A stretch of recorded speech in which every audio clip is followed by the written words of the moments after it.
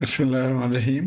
आज के इस वीडियो में हम आइडियल डायोड के बारे में पढ़ेंगे और इसके बिहेवियर एंड सर्किट एनालिसिस क्या है। ये कॉन्सेप्ट बहुत डिफ़िकल्ट था मेरे लिए भी, तो काफ़ी मुझे रिसर्च करना पड़ा। अब जो है वो कॉन्सेप्ट क्लियर हुआ, तो इंशाल्लाह इस तरह के 3-4 वीडियो मैं बनाऊंगा ताकि आपके भी कॉन्सेप्ट क्लियर हो जाए एग्जैक्टली कैसे सॉल्व करते हैं। अच्छा, अब अगर तो इस तरह के सर्किट है तो यहाँ पे देखिए ये कंफर्म है कि जी ये डायोड फॉरवर्ड बायस है, क्योंकि पॉजिटिव वोल्टेज इसके पॉजिटिव के साथ कनेक्टेड है और नेगेटिव आप कह सकते हैं या ग्राउंड यहाँ से इसके नेगेटिव के साथ कनेक्टेड है, तो ये डायोड तो फॉरवर्ड बायस है। लेकिन बहुत सारे सिनेरियो हैं जहाँ पे आपको बहुत मुश्किल से पता चलता है या पता भी नहीं चलता। मसलन अब ये है, यहाँ पे ये वोल्टेज सोर्स है, ये भी वोल्टेज सोर्स है, रेजिस्टेंस है, बीच में डायोड है। अब ये डायोड फॉरवर्ड बायस है या रिवर्स बायस है, इसको आप आसानी से सॉल्व नहीं कर सकते, नहीं पता कर सकते। इसी तरह इस सवाल को ले लें, यहाँ पे भी दो डायोड है, एक यहाँ पे -10 कनेक्टेड है, इधर +10 कनेक्टेड है, और इसको भी आप इजीली नहीं बता सकते कौन सा डायोड फॉरवर्ड हो गया। सिमिलरली एक और सर्किट है, तो और जिसकी वजह से मैंने ये वीडियो बनाया वो ये एक असाइनमेंट क्वेश्चन मुझे एक बांग्लादेश से स्टूडेंट ने भेजा था और इसके ऊपर मैंने वीडियो बनाया, वो गलत है। दो स्टूडेंट्स ने मुझे पॉइंट आउट किया, एक मेरे ख्याल में जापान से और एक और स्टूडेंट बांग्लादेश से भी क्वेश्चन किया। तो मैं अगले 4 वीडियो में ये तमाम डिस्कस करूँगा। आइए पहले हम इसको क्वेश्चन नंबर 1 को, जो सिंपलेस्ट है, एक डायोड वाला है, उसको कर लेते हैं। अच्छा, अब कुछ कंडीशंस जो हैं वो आपको जहन में रखना होगा कि आप जो इस तरह के डायोड्स हैं उसमें या तो assume the ideal diode to be forward bias, या हम कह सकते हैं कि ये रिवर्स बायस है। अच्छा, उसके बाद जो भी है कंडीशन, अब अगर ये डायोड है, अगर ये फॉर रिवर्स बायस है तो इसका मतलब ये ओपन हो जाएगा, और इसको चूंकि हम खुद ओपन कर रहे हैं, रिवर्स कह रहे हैं कि ये रिवर्स बायस है, तो इसका मतलब है कि इसके अंदर से करंट फ्लो 0 होना चाहिए। तो इसको हम लिख रहे हैं कि ID should be equal to 0, और नीचे लिखा है इन्फोर्स, यानी हमने इसको इन्फोर्स किया हुआ है कि ये होना चाहिए। और अगर ये फॉरवर्ड बायस हो तो इसको हम शॉर्ट से जाहिर करते हैं। अब फॉरवर्ड बायस है या शॉर्ट सर्किट है तो उसके अक्रॉस वोल्टेज 0 होना चाहिए, तो ये हमने इन्फोर्स कर दिया कि ये वोल्टेज 0 है, और इसमें से जो करंट है वो हमने पता करना। अच्छा, फिर यहाँ एक पॉइंट ये भी है कि आपने जो इन्फोर्स किया है उसको चेक करने की ज़रूरत नहीं है। जो आप कह रहे हैं जो ID इक्वल टू 0 ओपन में, या यहाँ पे शॉर्ट में VD इक्वल टू 0, तो अब इसको चेक करने की ज़रूरत नहीं है थ्रू सर्किट एनालिसिस। फिर एक पॉइंट और ये बहुत इंपॉर्टेंट पॉइंट है कि अगर डायोड फॉरवर्ड बायस है, जैसे कि यहाँ पे हम कह रहे हैं फॉरवर्ड बायस है, तो उसके थ्रू जो करंट है ID, it has to be positive या greater than 0, and this current has to be greater than 0। और ये तो हमने इन्फोर्स कर ही लिया है कि VD जो है वो 0 होगा। इसी तरह अगर डायोड रिवर्स बायस है तो करंट हमने इन्फोर्स कर लिया 0, लेकिन वोल्टेज क्या होगा, voltage has to be negative. तो ये दो पॉइंट बहुत जरूरी है। अच्छा, उसके बाद एक टेक्निक ऑफ सॉल्विंग दिस को कहा जाता है प्रूफ बाय कंट्राडिक्शन, यानी हम कंट्राडिक्ट करेंगे जो भी एजम्पशंस है उसको। मसलन अगर यहाँ पे हम कर रहे हैं और करंट नेगेटिव आ गया, तो हम कहेंगे जी नहीं, नेगेटिव तो नहीं, इसको पॉजिटिव होना चाहिए, नेगेटिव इज कंट्राडिक्टिंग आवर एजम्पशन। और इसी तरह इस केस में भी अगर वोल्टेज पॉजिटिव आ जाए तो हम कहेंगे नहीं, it is contradicting our assumption कि वोल्टेज तो नेगेटिव होना चाहिए, लेस देन 0 होना चाहिए। अच्छा, एक और पॉइंट बहुत इंपॉर्टेंट है कि every circuit one and only one assumption will be valid. तो अब जब हम एज्यूम करते जाते हैं और एक हमें वैलिड एजम्पशन मिल गया कि जी इसमें कोई फॉल्ट नहीं है, तो उससे आगे जाने की ज़रूरत नहीं है। आप कहेंगे जी यही हमारा फाइनल आंसर है, क्योंकि एक ही सोल्यूशन हो सकता है, एक सर्किट के दो सोल्यूशन नहीं हो सकते। अच्छा, और ये बहुत अच्छे तरीके से इन्होंने जिम स्टाइल्स ने सॉल्व किया अपने इसके, आप ढूंढेंगे इनके नाम से, ये यूनिवर्सिटी ऑफ कैंसस के नाम से, तो ये आपको मिलेगा इनका, एंड मैंने इनसे काफ़ी सारा हेल्प लिया, तो थैंक्स टू जिम स्टाइल्स। अच्छा, अब हम आ जाते हैं हमारे क्वेश्चन की तरफ। ये पहला क्वेश्चन जो है ये एक डायोड वाला है।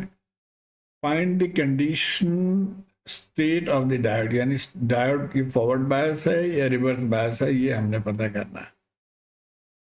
तो अभी जैसे हमने डिस्कस किया कि हम सबसे पहले तो इसकी करंट सब मालूम कर लेते हैं कि ये दोनों करंट मैंने मार्क कर लिया, इसको हम कहते हैं I1 और इसको कहते हैं I2। अब उसके बाद दो पॉसिबिलिटीज हैं इस केस में, यानी डायोड या तो ऑन होगा या ऑफ होगा। तो पहले हम ऑन को देख लेते हैं, अस्यूम करते हैं, assumption is that the diode is on. अब जब डायोड ऑन है तो हम क्या करेंगे, उसको शॉर्ट सर्किट से शो कर देंगे। और फिर जो दो कंडीशंस हमने देखे थे कि क्या क्या होना चाहिए, कि यहाँ पे ज़ाहिर है VD 0 होना चाहिए, ये हम फोर्स कर रहे हैं।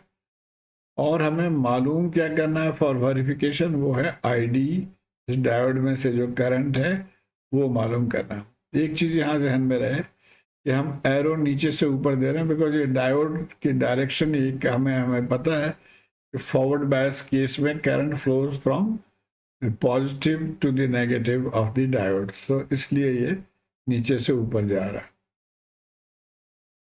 अच्छा, अब हम ये लेफ्ट लूप को हम पहले KVL ले लेते हैं, तो -12, यहाँ से हम चल रहे हैं -12 और I1 इंटू 5, और यहाँ पे आ गए यहाँ तक, ये 0 है, ग्राउंड है, 0 है, तो ये हमारा पहला इक्वेशन आ गया।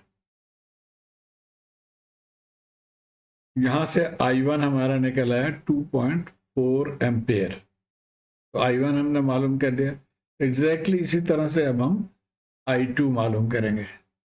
I2 के लिए भी अब हम यहाँ से चल रहे हैं -11 और 4 into I2 is equal to 0। यहाँ पे आ गया अब 0। याद रहे कि चूंकि शॉर्ट किया हुआ तो ये पॉइंट भी 0 ही है। एनीवे, तो I2 हमने निकाल लिया जी 2.75 एम्पेयर।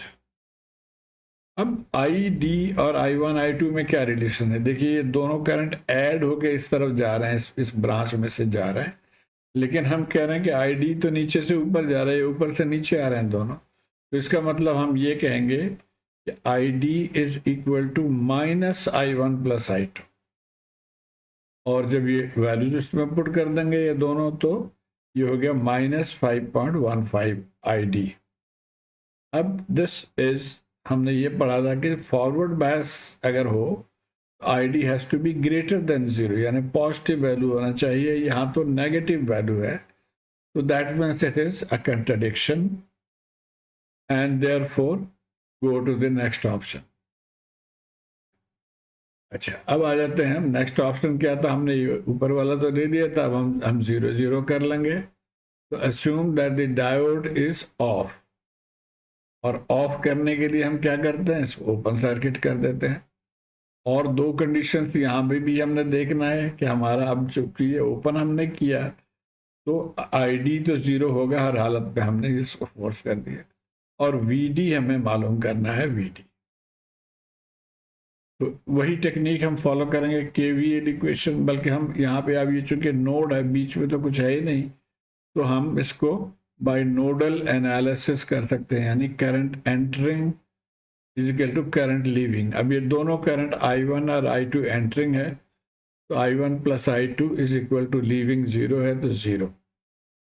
और करंट से वोल्टेज में, I hope you know nodal analysis में कैसे लिखते हैं, I1 करंट को हम 0 से चलेंगे, 0 माइनस V1, 0 माइनस V1। इस बैटरी को देखेंगे कि इससे, अगर ये सिर्फ बैटरी हो तो यहाँ से करंट इसके पॉजिटिव टर्मिनल से ऊपर निकलने करंट ने, और वो हमारे करंट को ऐड कर रही है, तो इसलिए हम इस बैटरी को भी ऐड करेंगे, यानी +12 और डिवाइडेड बाय जो रेजिस्टेंस है।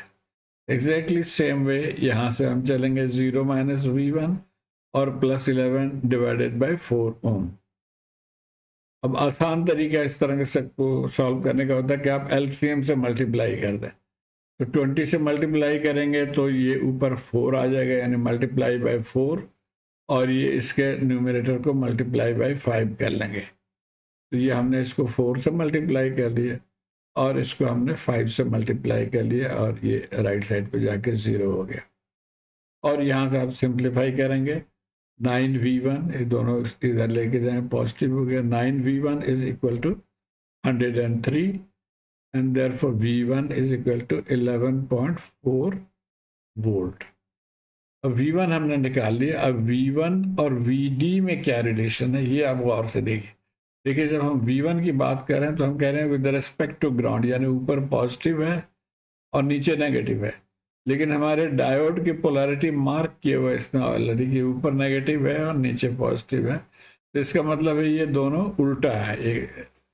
हम ये लिखेंगे कि Vd is equal to -V1 और -11.4 यानी -11.44 हो गया।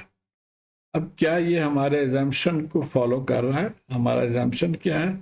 और reverse bias Vd should be less than 0, यानी Vd नेगेटिव होना चाहिए।